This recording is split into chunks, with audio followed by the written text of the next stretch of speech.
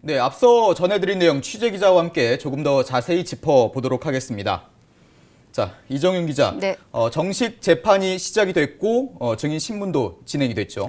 네, 그렇습니다. 북부지법에서 열린 첫 공판에선 증인 2명에 대한 신문이 진행이 됐습니다. 네. 이 2명 모두 다 피고인이기도 한데요. 한 명은 구청 공무원이고 한 명은 모 대학 연구원인 이모 씨입니다. 네.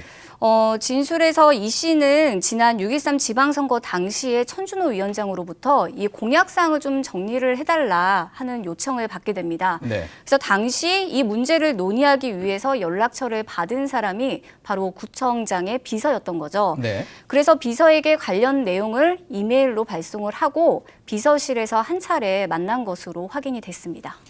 방금 말씀하신 이 공무원과 모 대학 연구원, 네. 이 2명이 이제 증인 때 쓰게 된 건데, 네. 이 두 사람의 진술이 크게 엇갈렸다고요? 네, 맞습니다. 이 연구원이 비서에게 관련 내용을 이메일로 전송을 하고 또 비서실에서 한 차례 만났다는 사실은 둘 다 인정을 하고 있습니다. 네.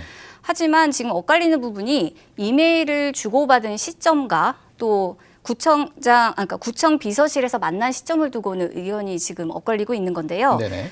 비서는 일단 뭐라고 주장을 하고 있냐면 이 연구원과 먼저 만났고 그 이후에 이메일을 받았다고 주장을 하고 있습니다. 네.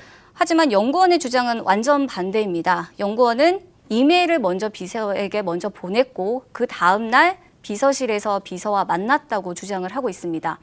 그런데 이 연구원이 비서와 만났다고 주장하는 날짜가 지난해 5월 10일인데요. 5월 10일은 예비 후보 등록일이었습니다. 아, 그렇군요. 네. 그래서 박겸수 구청장은 직무 정지가 된 상황이었고요. 그런데 비서는 당시에 이 사직을 하지 않은 상황이었습니다. 그래서 공무원 신분이었던 거죠. 연구원은 재판에서 뭐라고 했냐면 이 비서가 그 당시에 사직을 하지 않았다는 사실을 몰랐고 이 비서실로 오라고 연락을 받았을 때도 좀 의아했었다. 이렇게 진술을 하고 있습니다. 그래서 선거법 위반 혐의를 좀 받고 네. 있는 거군요. 자, 공무원들도 7명이나 기소가 됐지 않습니까? 네. 어떻게 대부분 혐의를 좀 인정을 했나요? 네. 기소된 공무원이 모두 7명인데 네. 그중에서 6명은 혐의를 인정을 하고 있습니다. 검찰은 당시 연구원과 비서 또 구청 공무원들이 함께 오고 갔던 이메일과 문자 메시지 등을 지금 확보를 해둔 상태인데요. 네. 이 연구원은 먼저 비서에게 공약 관련된 사항을 이메일로 발송을 했고 비서는 받은 자료를 다시 구청 공무원에게 재전송을 한 겁니다. 이 받은 공무원 같은 경우에는 다시 그 검토 의견을 달아서 그 자료를 취합을 한 다음에 네. 관련 내용을 다시 이메일로 보낸 것으로 확인이 됐습니다. 네. 자, 끝으로 다음 공판 일정도 좀 궁금합니다. 네, 다음 공판은 5월 3일로 잡혀 있는데요. 이 공판에서도 증인 신문이 이뤄질 예정입니다.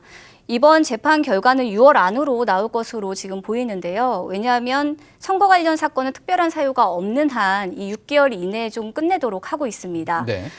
검찰이 지난해 12월 기소를 한 상태고 공판 준비 기일이 1월부터 시작이 됐기 때문에 올 6월 안에는 이 선고 공판이 열릴 것으로 보입니다. 그렇군요. 자, 지금까지 이정윤 기자였습니다.